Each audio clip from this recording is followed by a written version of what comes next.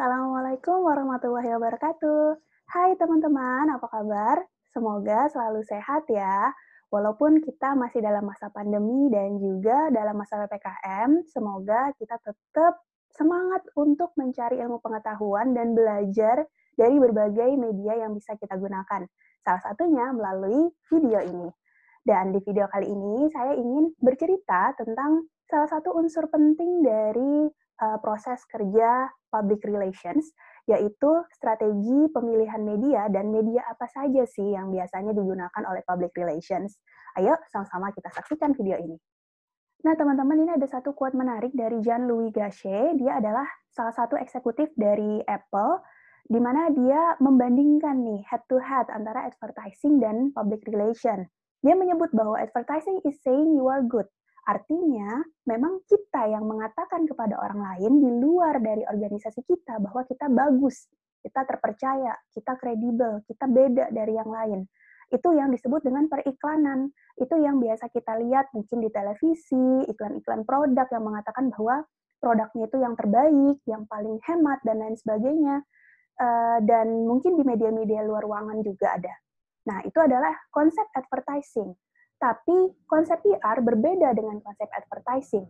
Jika advertising berfokus pada pekerjaan kita untuk mengiklankan diri, PR berusaha untuk membuat orang lain mengatakan bahwa kita baik, kita bagus, kita terpercaya, kita kredibel, tanpa perlu kita memaksa mereka untuk mengatakan hal tersebut.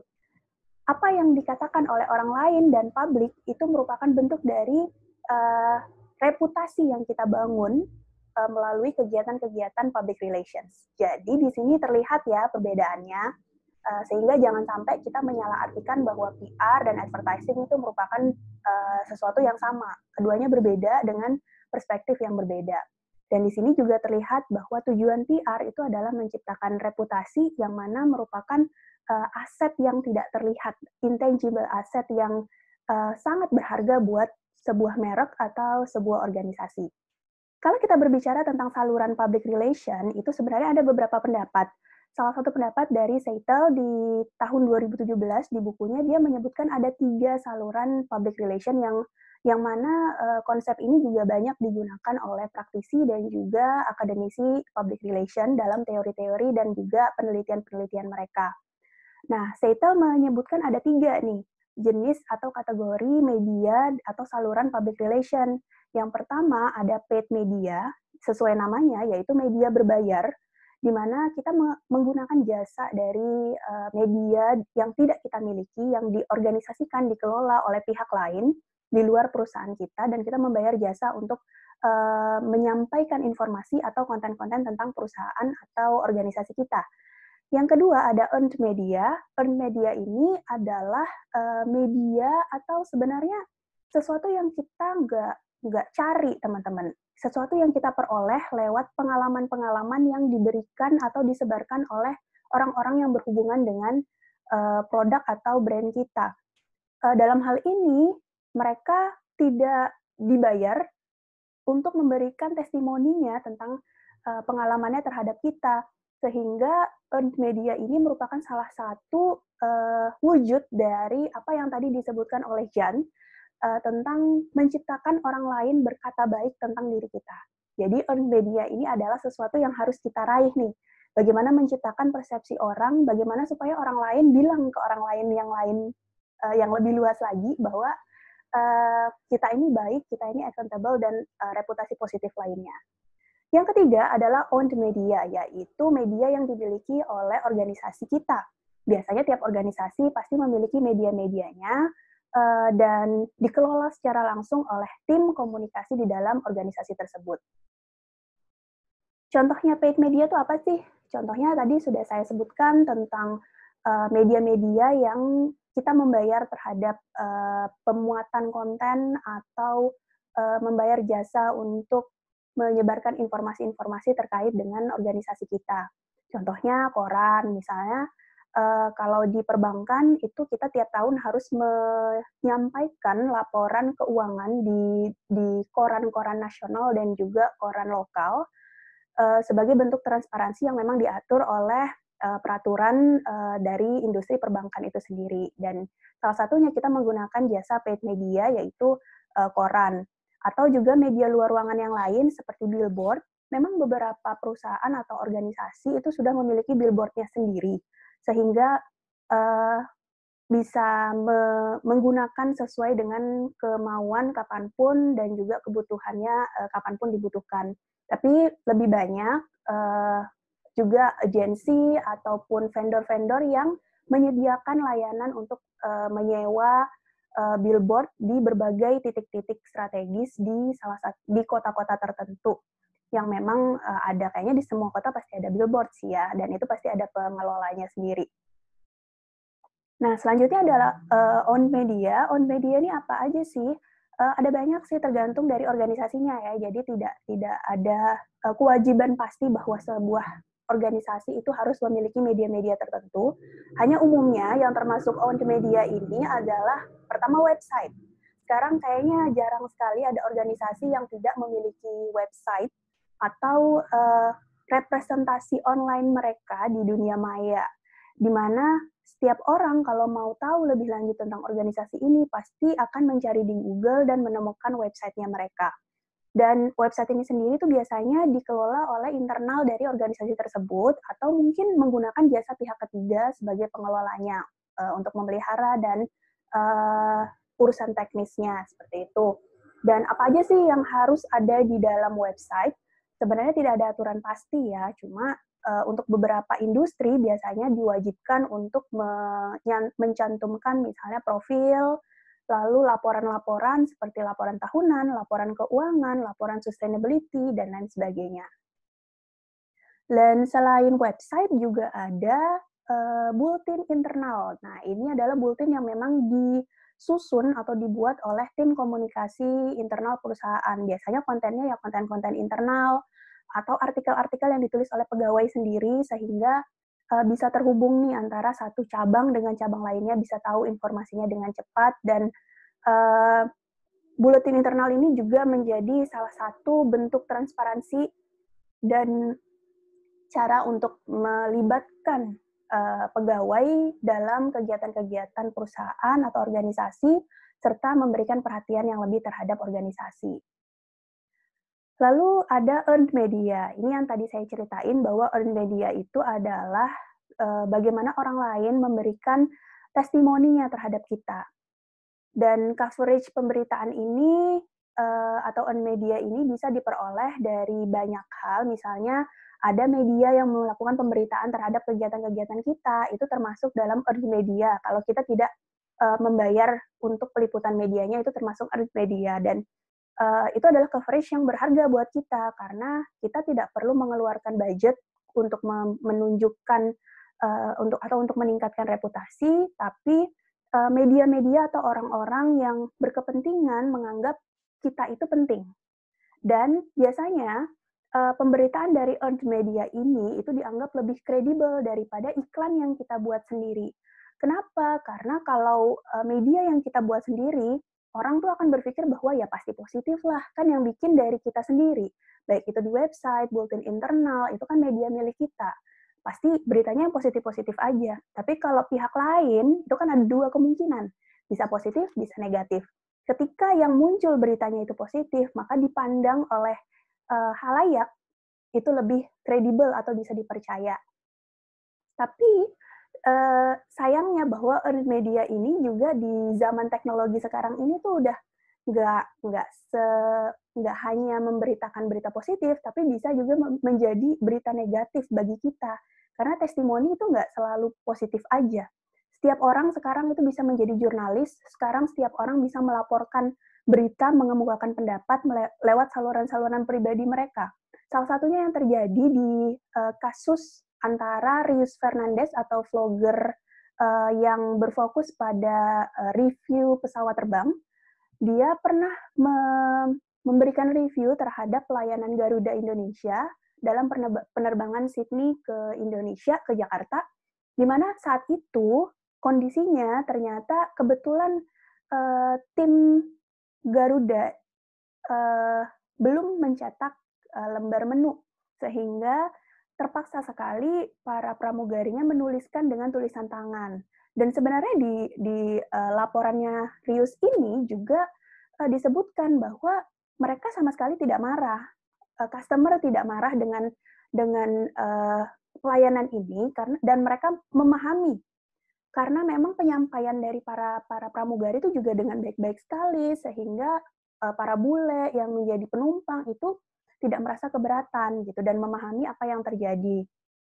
Hanya saja karena, berita ini dimuat di dalam media, sosial dari Rius dengan banyak follower yang bisa saling membagikan dengan sangat mudah satu sama lain, maka ini menjadi viral dan kemudian Garuda Indonesia menganggap bahwa ini merupakan salah satu bentuk, apa ya, bentuk, reputasi negatif yang diberikan atau dibuat oleh, customer-nya, gitu. Karena memang ada aturannya nih kalau mau memberikan kritik, bisa memberikan lewat call center atau di crisis center dan lain sebagainya. Crisis center tuh buat musibah ya, tapi maksudnya, setidaknya lewat jalan yang memang langsung ke media, langsung ke organisasinya, bukan lewat, media seperti, YouTube ataupun Instagram yang, bisa mempengaruhi orang lain. Nah, disinilah kemudian muncul istilah bahwa, pesan yang disalurkan melalui earned media dan juga, nanti ada namanya user generated content atau shared media itu bersifat fragile. Fragile itu apa? Fragile itu ketika, pesan itu bisa sangat mudah memberikan dampak kepada orang lain. Jadi kalau berita negatif ya bisa mempengaruhi orang lain secara negatif tuh dengan cepat gitu.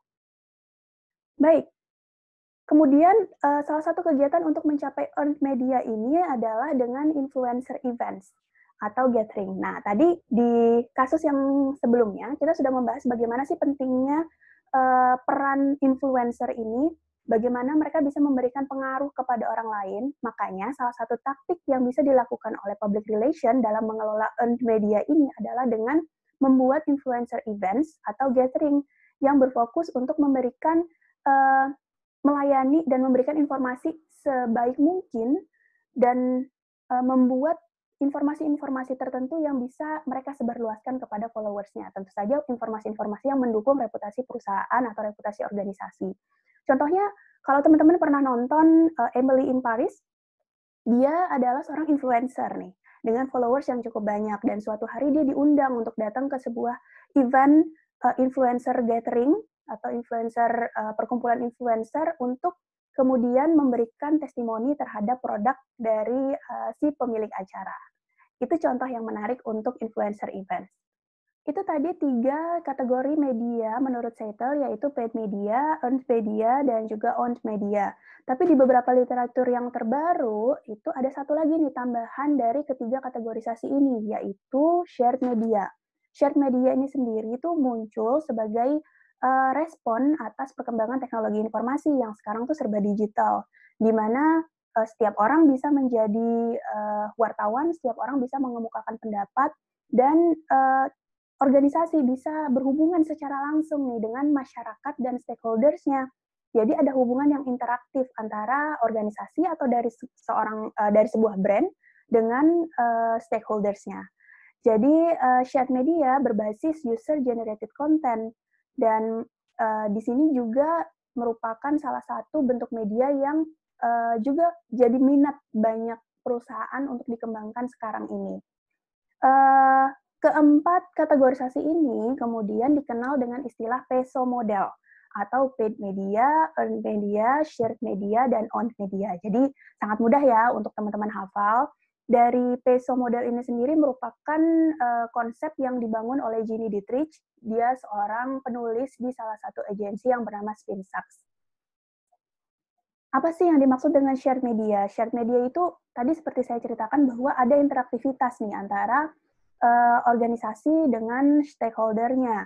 Biasanya yang dimaksud dengan shared media adalah ketika organisasi atau brand itu membuat representasi mereka di dunia digital, sehingga orang-orang nih kalau mau berkomunikasi itu bisa secara langsung. Mungkin teman-teman pernah nih ya, ikut mungkin mengikuti akun produk kosmetik misalnya. Lalu ketika teman-teman coba produknya, terjadi gangguan nih di wajahnya teman-teman. Lalu teman-teman akhirnya nanya ke si produk ini lewat akun media sosialnya, membuat DM kepada media sosial si produk ini, menanyakan, "Kenapa kok saya pakai produk kalian tuh jadi begini? Apa yang salah ya?" Dan akhirnya direspon oleh produk tersebut. Dan itu adalah bentuk interaktivitas yang sekarang sudah tidak terelakkan lagi di dunia digital ini.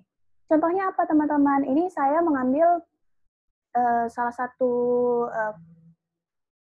cuplikan layar dari sebuah akun TripAdvisor ya. Jadi akun perjalanan yang mana biasanya itu menampilkan pilihan-pilihan destinasi, hotel, dan lain sebagainya, yang mana di situ juga ada review dari orang-orang yang pernah menginap di hotel-hotel tersebut. Ini salah satu saya ambil dari salah satu hotel berbintang di Jakarta.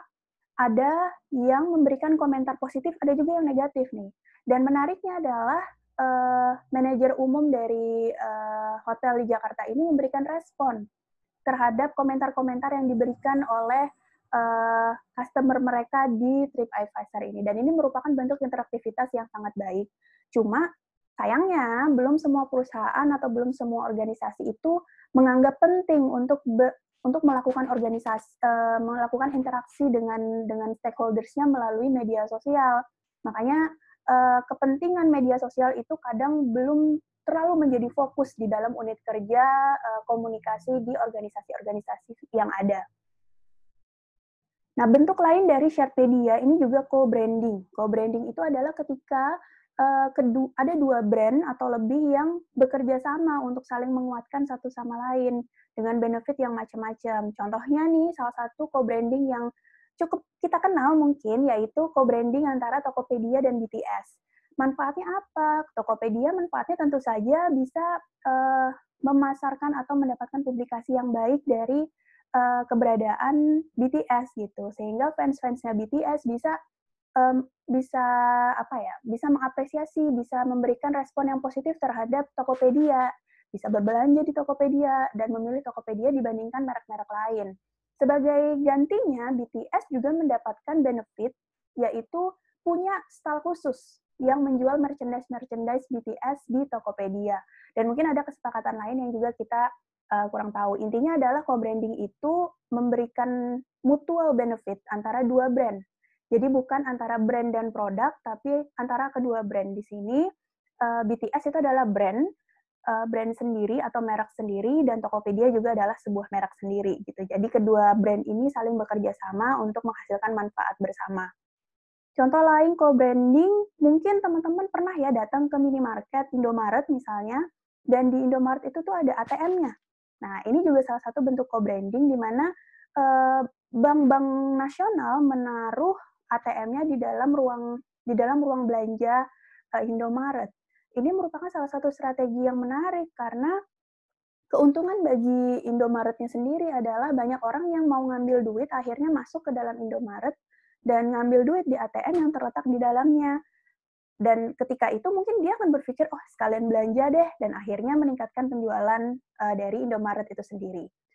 Bagi bank-bank yang bekerja sama, apa manfaatnya? Manfaatnya tentu saja efisiensi dalam ruangan, dalam operasional ATM, karena untuk mengelola ATM itu kan ada biayanya, ada budgetnya. Baik itu pendingin ruangan, keamanan, dan lain sebagainya, dan itu udah tercover dengan kerjasama mereka di dalam ruangan Indomaret. Jadi banyak ya sebenarnya contohnya, dan ini salah satu contoh yang mungkin sering kita lakukan, sering kita temuin, tapi kita nggak paham kalau ini adalah bentuk dari co-branding. Oke, dari penjelasan tadi, sekarang kita bisa melihat nih, sesuai dengan gambar, ada keterkaitan antara 4 kategorisasi media tadi yang kita kenal dengan PESO, di mana kalau teman-teman perhatikan titik di tengah, itu merujuk kepada yang namanya reputation atau reputasi, seperti yang sudah saya mention di awal presentasi ini tadi ya.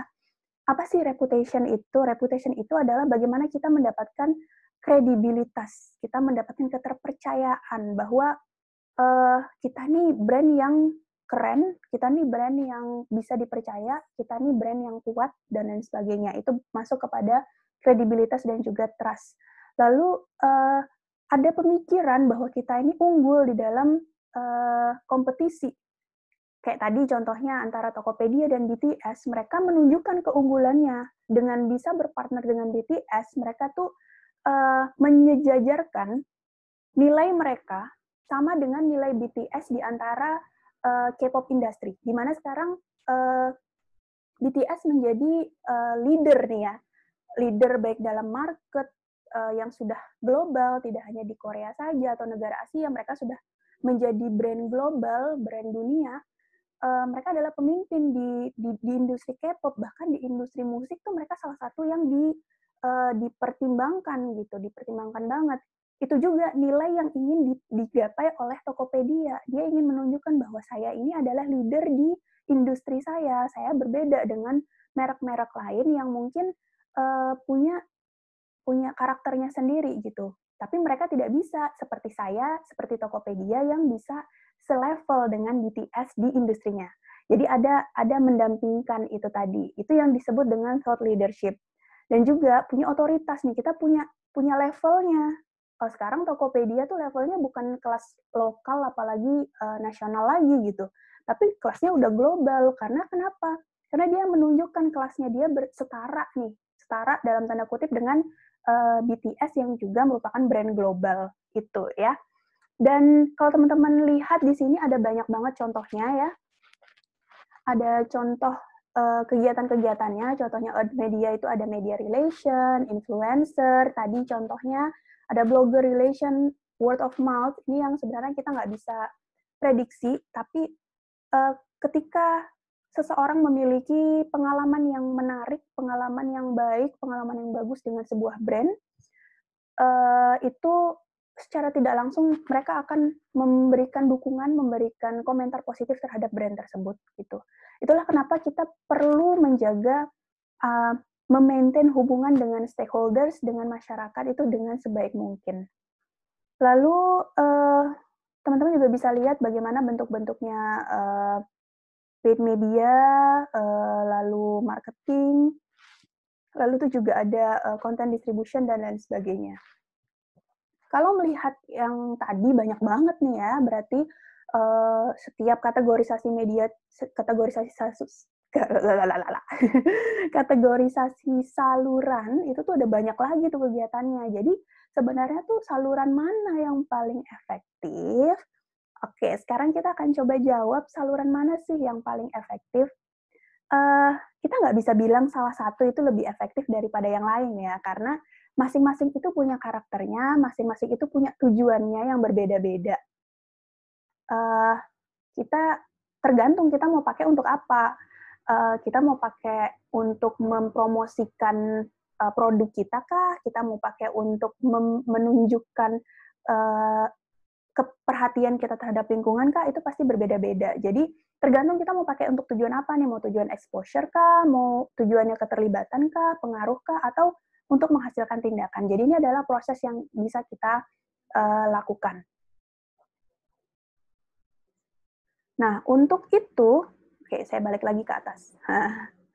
Nah, ini ada strategi nih, bagaimana kita untuk mengimplementasikan peso model. Yang pertama, kalau biasanya nih, yang pemikiran konvensional, itu melihat bahwa media berbayar itu nomor satu. Pokoknya kita harus memaksimalkan media-media berbayar, kita harus ada di semua koran, kita harus ada di semua billboard, dan lain sebagainya. Padahal terbalik konsepnya.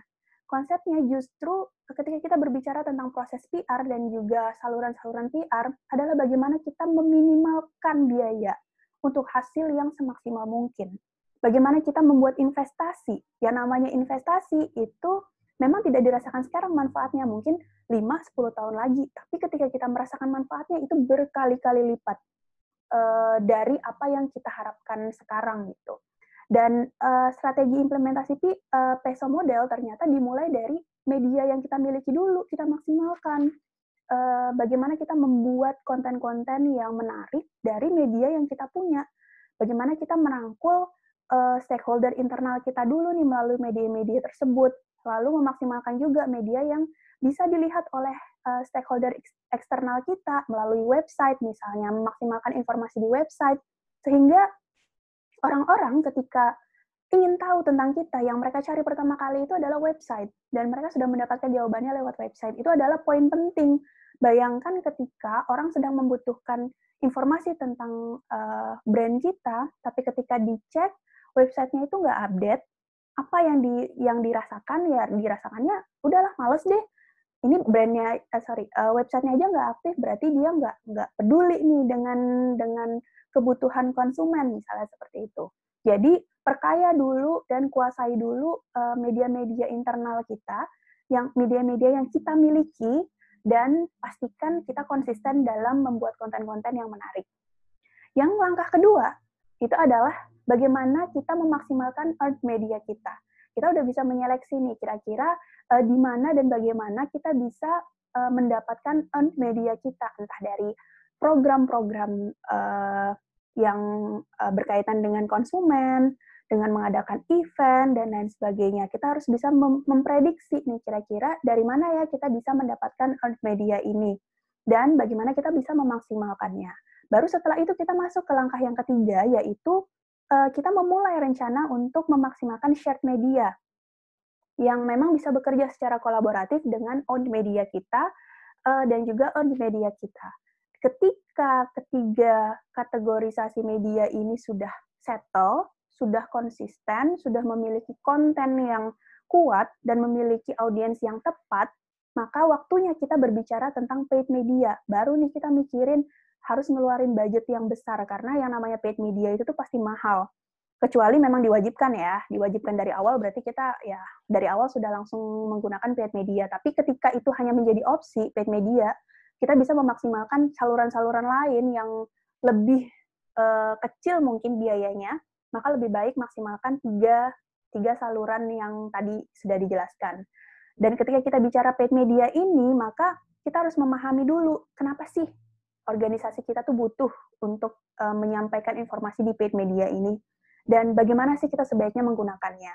Contohnya tadi, kalau di industri perbankan misalnya, atau mungkin di beberapa industri lain, ada aturan yang mewajibkan perusahaan untuk memberikan laporan transparansi laporan keuangan di media surat kabar lokal dan juga nasional. Nah, itu kan udah kewajiban tuh, ya mau nggak mau kita harus bayar, kita harus melakukan itu. Tapi kalau masih ada opsi, misalnya ya tidak terlalu membutuhkan, maka maksimalkanlah media-media yang lain.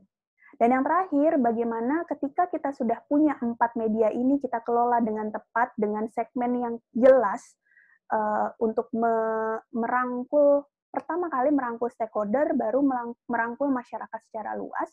Ketika kita sudah punya plan yang tepat, maka selanjutnya tugas kita adalah untuk membuat otoritas, membuat tadi pembeda, competitive advantage, membuat kita itu berada dalam keunggulan dibandingkan mungkin organisasi atau brand-brand lain di dalam industri kita. Gitu.